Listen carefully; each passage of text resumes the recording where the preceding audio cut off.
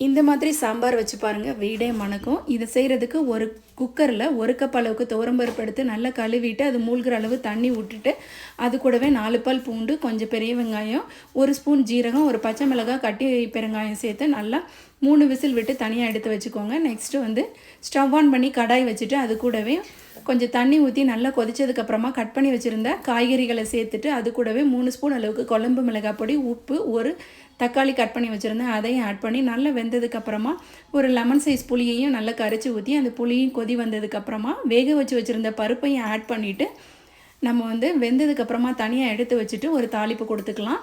இது தாளிக்கிறதுக்கு கடாயில் கொஞ்சமாக எண்ணெய் விட்டுட்டு கடுகு, உளுத்தம்பருப்பு, ஜீரகம் சேர்த்து நல்லா பொரிஞ்சதுக்கப்புறமா கொஞ்சமாக பெரிய வெங்காயம், கருவேப்பிலை, ஒரு காஞ்ச மிளகாய் சேர்த்து நல்லா வதங்கி வந்ததுக்கப்புறமா அந்த சாம்பாரில் கொட்டிட்டு ஒரு கைப்பிடி அளவுக்கு மல்லி இலையும் தூவி இறக்கிட்டோன்னா சாம்பார் அற்புதமாக இருக்கும். ட்ரை பண்ணி பாருங்கள். தேங்க்யூ.